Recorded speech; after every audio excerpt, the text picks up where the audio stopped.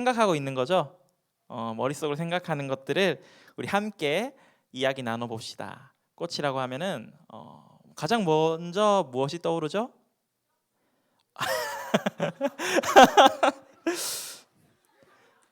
다시 다시 잘못된 것 같아요. 어, 꽃 꽃이라고 하면 우리 무엇이 떠오르나요? 네. 네, 꽃이라고 하면 그렇죠, 맞아요. 우리 아름답고 화려한 것 앞에 우리가 꽃이라는 이름을 붙여요. 그래서 이제 우리 수정 쌤을 보면은 아니요, 아닙니다. 우리 수정 쌤을 보면 아름답고 화려한 수정 쌤을 보면서 쉽지 않네요 오늘. 네, 다시 우리 아름답고 화려한 수정 쌤을 보면서 우리가 이제 그 꽃이라는 이름을 말을 붙이죠. 네, 아유 감사합니다. 또 다른 거 뭐 있을까요? 꽃이라고 하면 우리 딱 기억에 떠오르는 거, 생각나는 거? 수정쌤밖에 안 떠올라요, 여러분. 우리 꽃이라고 하면은 실제 꽃이 떠오르죠.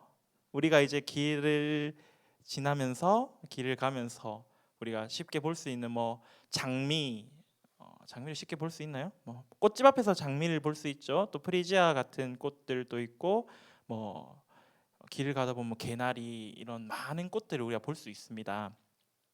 혹은 우리가 이제 졸업식이나 이런 연주회 같은 걸 하면은 그때 축하한다는 의미로 우리가 꽃다발을 선물로 해주죠. 우리 많은 친구들이 꽃다발 선물을 또 받기도 했었을 것입니다. 전사님 이제 꽃이라고 하면은 꽃다발에 관한 기억이 가장 먼저 떠오르는 것 같아요. 왜냐하면 저도 이렇게 졸업을 했겠죠. 축하받을 일이 있었겠죠. 그럴 때 이제 꽃다발을 받았어요. 그러면 이제 꽃다발 받으면 이제 저는 그때 이제 본가에 어머니하고 같이 살 때니까 어머니께 이제 꽃다발을 드려요. 그러면 꽃다발을 가지고 그걸 이제 잘 말려 두세요. 잘 말려 두셔서 이제 소파 옆에다가 이렇게 예쁘게 걸어 놓으세요. 저희 어머니께서는. 그래서 그 꽃이 말라가는데 말라가지만 참 예쁘게 말라가고 있는 그 꽃다발의 모습을 보면서 참 덩달아 기분이 좋아지는 그런 경험이 있었던 것 같습니다. 또 전사님 여자친구도 이제 꽃다발을 선물해 달라고 참 많이 이야기를 해요.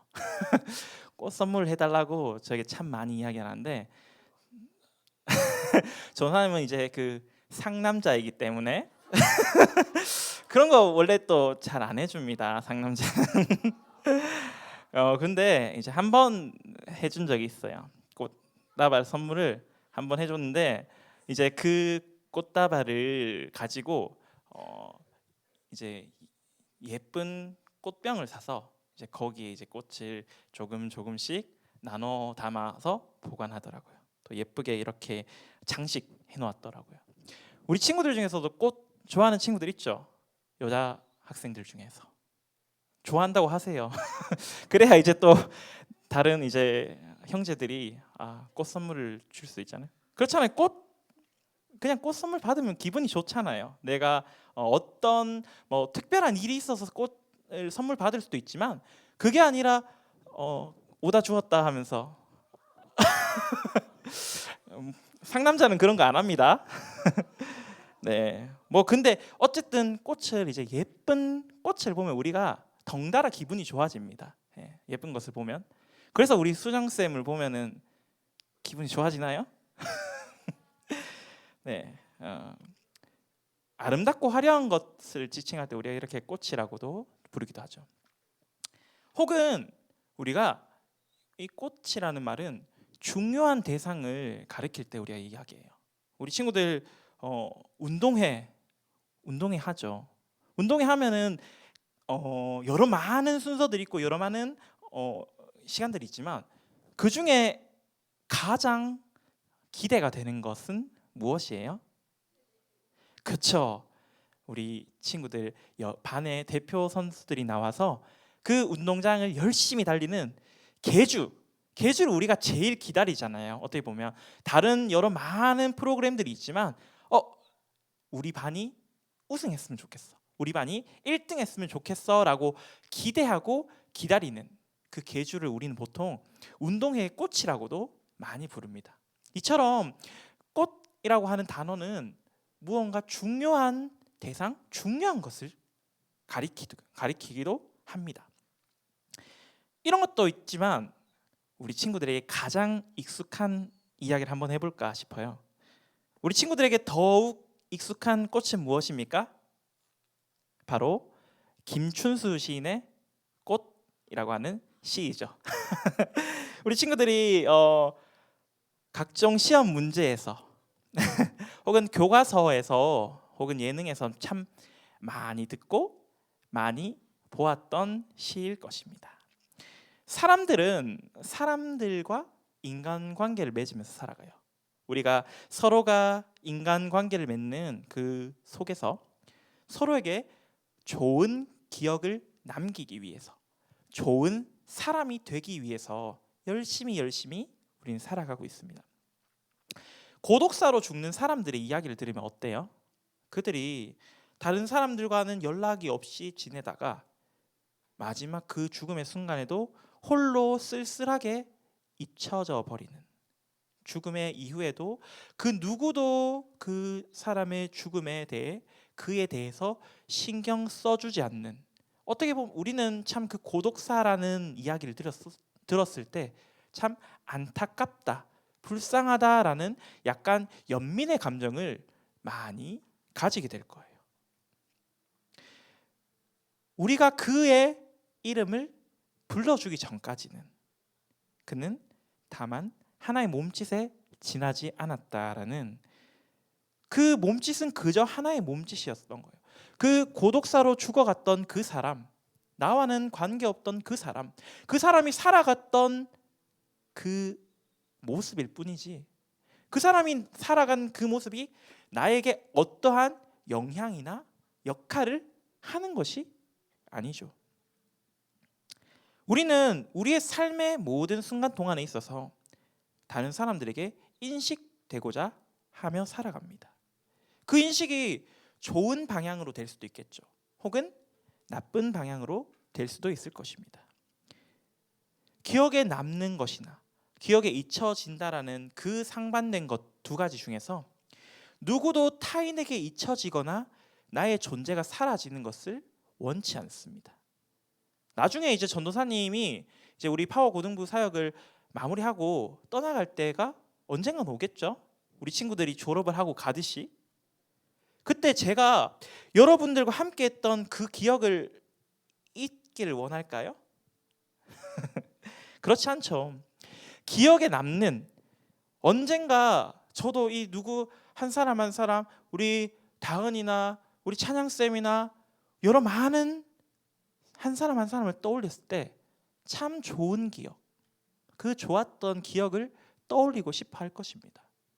여러분들에게도 제가 마찬가지로 그 좋은 기억을 남기기 위하며 제가 지금 이곳에서 또 사역하면서 열심히 여러분들과 함께 하고 있죠. 그런데 우리는 이 이름이라는 것에 대해서 한번 그 존재라는 것에 대해서 조금 더 생각해 볼 필요가 있을 것 같아요. 우리가 위급한 상황이 발생하면 심폐소생술을 하잖아요. 그런데 심폐소생술 할 때 가장 중요한 게 뭔지 아세요? 물론 이제 그 사람의 그 기도를 확보하고 이제 흉부를 압박하는 것, 그것이 참 중요하겠지만 그보다 더 중요한 것은 옆에 있는 사람을 지목하는 것입니다. 혜원아, 저기 119에 신고해줘 라고 이렇게 이야기한다면 내가 그의 이름을 불러주었을 때 그는 나에게로 와서 꽃이 된 것이죠. 혜원이는 이제 나에게 참 중요한 사람이 된 거예요. 제가 그 심폐소생술을 하고 있는 그 중간에 이제 혜원이의 이름을 딱 불렀다는 것은 혜원이가 이제 나는 119에 신고를 해야 하는 정말 중요한 임무를 맡은 사람이구나 라는 인식이 나에게 생긴 거예요. 혜원이한테. 그렇겠죠? 나에게 내가 정말 중요한 사람으로 중요한 역할을 담당하고 있는 사람이구나라는 그 인식이 생긴 거예요. 그 1분 1초를 다루는 누군가 생명을 잃어버릴 수도 있는 그 상황에서 내가 누군가의 생명을 살릴 수 있는 정말 중요한 존재가 되었구나 라는 인식이 언제 발생한다고요?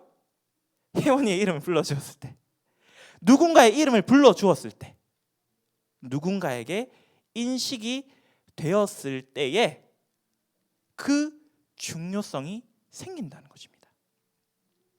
이 김춘수 시인의 꽃은 참 낭만적인 시죠. 제가 짧게 읽었지만 우리 여러분들의 그 표정이 네, 아무튼 제 그 이름을 불러주기 전에는 아무런 존재가 아니었던, 다만 몸짓 하나에 지나지 않았던 그것이 그의 이름을 불러주었을 때 나에게로 와서 꽃이 되었다. 앞서 이야기했던 그 중요한 대상, 내가 그의 이름을 불러줌으로 그는 나에게로 와서 중요한 대상이 되었다라는 그것.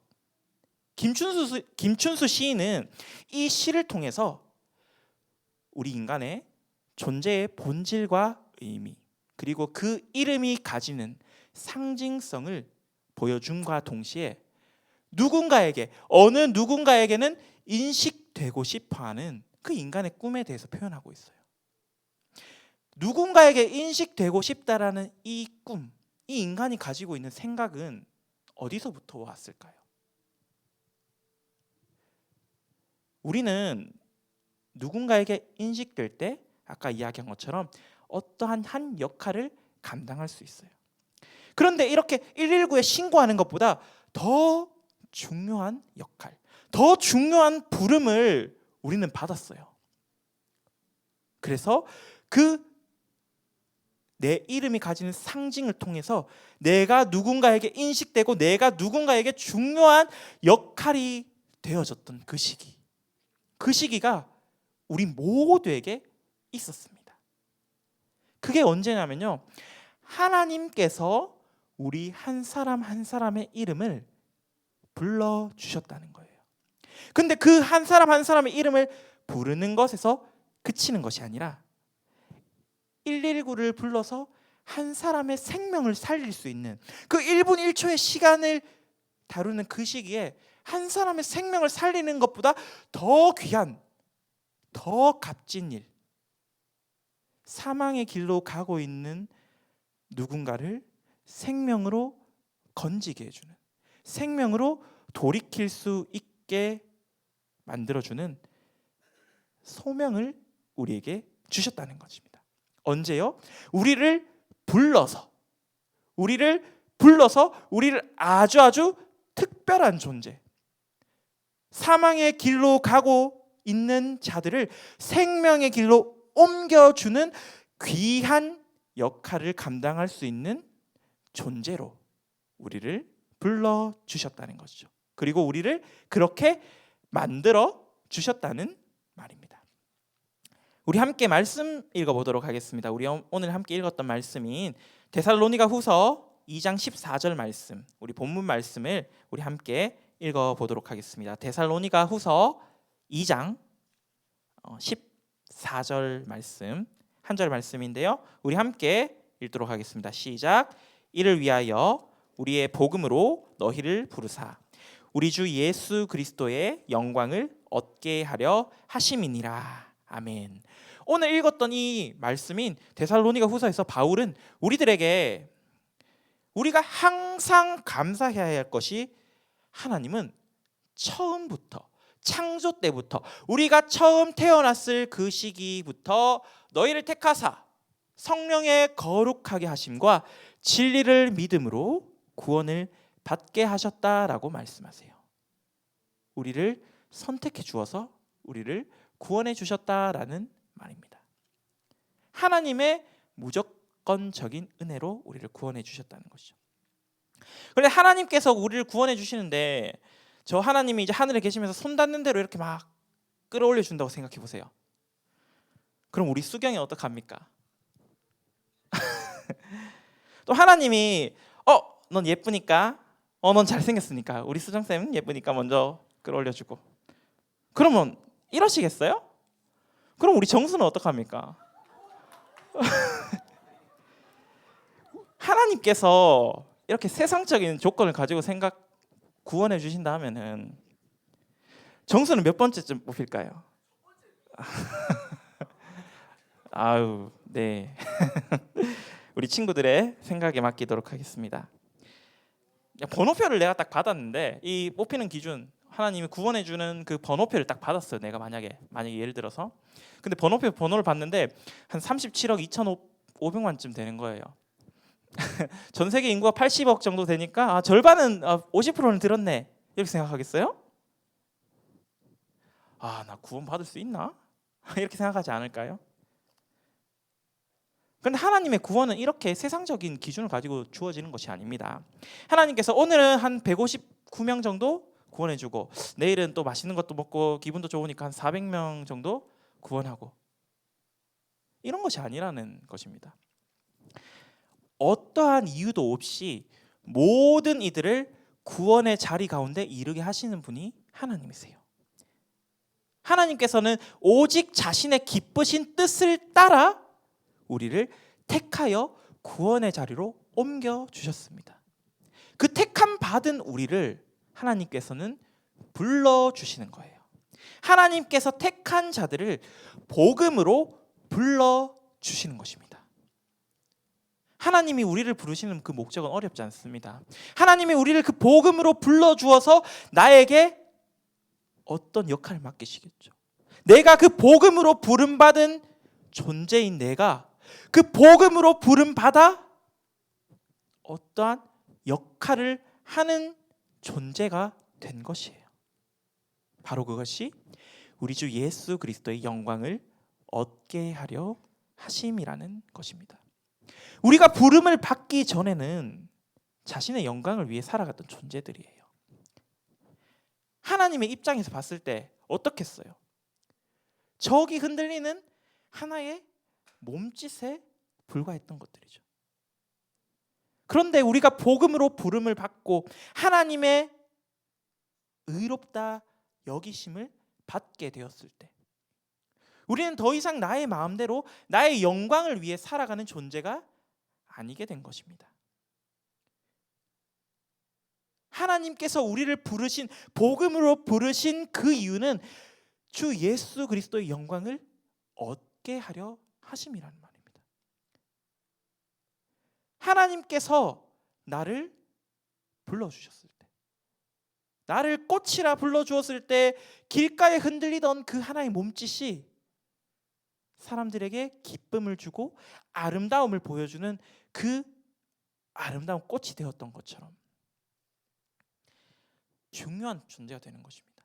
하나님이 나의 이름을 복음으로 불러주었을 때, 복음에 속한 자로 나를 불러주셨을 때 그리스도께서 나의 사랑하는 아들, 나의 영광을 얻은 자여 라고 나는 그때부터 이제 하나님의 영광을 위해서 살아가는 존재가 된 것이죠. 우리가 이제 그러면 그 목적을 지니게 되었어요. 얻게 되었어요. 그럼 이제 우리 어떻게 살아가야 합니까? 바울은 가르침을 받은 대로 너가 살아가라라고 이야기해요. 네가 들은 대로 그냥 살아. 너 배운 대로 살아 라고 이야기해요. 배운 것을 잘 지켜 행하면서 살아가면 되고 그것을 네가 잘 간직하면서 살아가면 돼. 언제? 너가 부름 받았다면, 복음으로 부름 받았다면, 하나님의 자녀로 영광을 얻었다면 너는 너가 배운 그것을 잘 지켜서 행동하면서 살아가라고 이야기하는 것입니다. 무엇을요? 복음을 전하고 하나님의 영광을 드러내는 그 일을 열심히 하면서 지내라는 것이죠. 하면서 살아가라는 것이죠. 우리가 이제 지금 한번 웨스트민스터 소요리 문답 31문을 함께 읽어보도록 할 건데요. 제가 질문을 읽으면 우리 친구들이 답을 해주시면 되겠습니다. 보이시죠? 잘 안 보이나요? 보이시죠? 네, 함께 읽도록 하겠습니다. 효과적인 부르심이란 무엇인가요?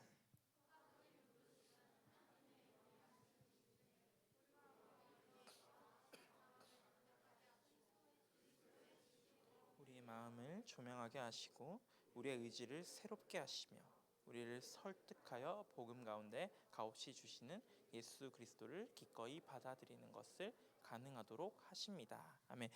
효과적이라는 말은 하나님의 부르심에는 실패가 없다라는 것이에요. 어떠한 효과, 어떠한 역할을 하는 게 그것에 있어서 실패가 없다라는 것이죠. 하나님은 이것은 하나님이 우리를 부르셔서 내가 그리스도의 영광, 예수 그리스도의 영광을 얻게 하는 일이 실패하는 게 아니라는 거예요. 누구나 하나님의 이름으로 부름 받은 자들, 복음으로 부름 받은 자들은 하나님의 영광을 드러내는 그 일을 모두가 감당할 수 있다라는 것이에요. 우리의 죄의 비참함이 납득되어지고 그리스도의 지식 가운데 우리의 마음이 조명함을 얻고 우리의 의지가 새롭게 되어서 우리가 세상 가운데 하나님의 일을 하면서 살아갈 수 있는 것, 그리고 그 일이 가능할 수 있도록 우리에게 예수 그리스도를 받아들일 수 있는 마음을 허락해 주시는 것이 바로 이 하나님의 효과적인 부르심이라는 것이에요. 이 하나님으로부터 시작된 구원, 하나님으로부터 시작된 부르심은 우리가 창조되었을 그때부터, 우리가 처음 태어난 그 시점부터 하나님은 우리를 부르시겠다 약속하신 것입니다. 창세 전부터 우리를 부르시겠다라고 하나님은 약속하시고 결단하시고 생각하시고 우리를 만드셨어요. 그리고 우리를 불러주셨죠. 우리를 너무나도 사랑하시기 때문에 그 구원이라는 그 큰 선물을 죄인인 우리에게 주심으로 그 구원받은 자녀들이 복음으로 말미암아 하나님의 영광을 드러내는 자리 가운데 거할 수 있게 해 주셨다라는 것입니다. 말씀을 정리하며 나가도록 하겠습니다. 우리가 인식된 그때, 그제서야 우리는 이제 가치 있는 존재가 되었죠. 하나님이 나의 이름을 불러 주었을 때 나는 하나님께로 가서 꽃이 되었죠. 그런데 그 꽃이 된 시기는 다시 한번 이야기하지만 하나님이 우리를 창조해 주셨던 그때라는 것입니다. 하나님은 우리를 자신의 영광을 위해 창조해 주셨어요. 그리고 우리를 그런 존재로 만드셨고 우리를 불러주셨어요. 부르심을 받은 우리들은 그 역할을 온전하게 감당할 수 있는 존재들입니다. 우리가 잘나서인가요? 우리가 키가 크면 그런 걸 잘할 수 있고 예쁘고 잘생기면 그런 걸 잘할 수 있어서일까요? 그렇지 않습니다. 그 하나님의 부르심, 우리를 하나님의 영광을 위하여 하나님의 그 영광을 위한 사명을 감당하기 위해 부르신 하나님의 부르심이 효과 있는 부르심이기 때문이에요. 우리의 역할, 우리의 힘, 우리의 어떤 것들로 우리가 그 하나님의 부르심에 합당한 삶을 살아내는 것이 아니라 오직 하나님 그분께서 실패가 없이 우리를 그렇게 불러주셨기 때문이에요. 그렇게 우리를 하나님의 영광을 드러내는 일에 감당할 수 있게 세워주셨기 때문이에요. 부르심을 받은 우리는 이제 그 역할을 온전하게 감당할 수 있는 존재가 되었습니다. 우리는 하나님의 영광을 위하여, 하나님 나라의 영광을 위하여 각자 그 소명을 받은 존재들입니다. 그러면 이 각각 한 사람 한 사람 하나님의 영광을 위하여, 하나님 나라의 영광을 위하여 소명받은 사람은 우리 어떻게 해야 될까요? 말씀처럼 부르심에 합당한 삶을 살아가야 하는 것입니다. 복음을 증거하면서 그 복음 안에서 하나님의 일하심을 바라보며 하나님의 영광을 위한 삶을 살아내는 것이죠. 우리의 삶을 통해서. 우리가 세상을 살아가다 보면은 친구들 사이에서, 세상 가운데서 크리스천이라는 이야기 들을 때가 참 많죠. 크리스천이라는 말은 그리스도를 따르는 사람, 예수라는 그 존재, 구원자라는 그 존재를 따르는 사람, 혹은 기독교를 믿는 사람이라고 부름되어집니다. 그리스도를 따른다는 것은 그 예수의 행적을 따르는 것입니다. 우리가 누군가의 제자가 된다라는 것은 그 스승의, 선생의 연구, 선생의 모습들을 우리가 따라가는 것이죠. 우리가 학교에서 그렇잖아요. 우리 학교에서 선생님들이 수업 잘 가르쳐 주시고 그러면 우리도 참 그 선생님 잘 따라가면서 선생님이 가르쳐 주시는 거 잘 들으면서 내가 이 수학 선생님이 너무나도 잘 가르쳐 주시니까 정말 본받을 만해. 그 수학 푸는 거 내가 정말 잘 풀어야겠다 하면서 배울 수 있잖아요. 그런데 반대로 우리 스님들 중에서 우리에게 관심도 없으신 것 같고 수업 준비도 안 해오시는 것 같고 그냥 우리를 약간 도구처럼 보시는 것 같고, 그럼 어떻게 생각합니까? 우리 친구들 이야기는 하지 않지만 그분을 선생님으로 생각하지 않을 수도 있잖아요. 우리가 선생으로 생각하고 우리가 누군가의 제자가 되고 따른다는 것은 그가 한 모습들을 우리가 지켜나가는 것이에요. 우리의 삶으로 보이는 것이에요. 우리가 크리스천, 세상 가운데 그리스도를 따르는 존재라고 부름받고, 아니 내가 싫다면, 내가 그 모습이 싫다면 내가 그 모습이 아니라고 이야기해야겠죠. 나는 그리스도를 따르는 사람이 아니야. 하지만 내가 나의 마음 가운데 나는 크리스천이야, 기독교를 믿는 사람이야, 그리스도를 따르는 사람이야 라는 그 인식이, 그 마음이 우리 가운데 있다면 우리는 그 부름받는 모습대로, 불려지는 그 모습대로 행하며 살아가야 한다는 것입니다. 우리의 모든 행동을 세상 사람들은 예수님의 행동, 예수님의 모습으로 바라본다는 것이죠. 그 모습이 세상 사람들과 동일하거나 본받을 것이 없다면, 그렇게 우리가 세상에서는 기독교를 개독교라고 칭하는 거예요. 그것이 영광스러운 일일까요? 세상의 사람들에게 아무런 본이 되지 않는 것, 그것이 하나님이, 예수님이 이 땅 가운데 오셔서 보이고자 하셨던 모습일까요? 세상 사람들에게 존경받는 모습을 한번 생각해 봅시다. 그게 돈이 많거나 명예가 높다고 모두가 다 존경받습니까? 그렇지 않죠. 우리는 기대해요. 노블리스 오블리제를. 누군가 사회적 지위가 높고 돈이나 명예가 많으면 그 많은 것에 따라서 행동하길 바라는 것이에요. 그들이 세상 가운데 선한 영향력을 끼치며 살아가는 것을 우리는 바란다는 것이에요. 영광스러운 자리는 그런 것입니다. 영광이 돌려지는 자리는 그런 것이에요. 누군가에게 비난받고 지탄받는 그런 자리가 아니라 영광스러운 자리, 존경받는 자리. 우리 하나님의 영광은 이 세상 가운데 연약한 자들을 돌보시기 위해 오셨을 때 나타나셨습니다. 나의 죄를 위해 이 땅 가운데 오셨을 때 드러나고 높여지셨던 것입니다.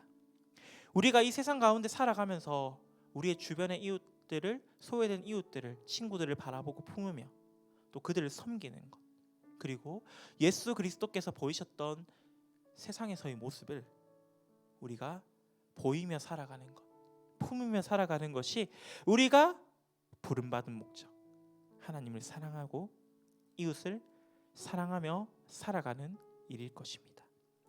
우리의 삶의 모든 부분을 통해서 하나님의 영광을 돌려드릴 수 있는, 하나님께 영광 드릴 수 있는 우리 파워고등부 친구들과 우리 선생님들 되시기를 간절히 기도합니다. 이 시간 우리 함께 찬양 한 곡 부르고 마음 모아 기도하며 나아가도록 하겠습니다. 하나님의 부르심 우리가 함께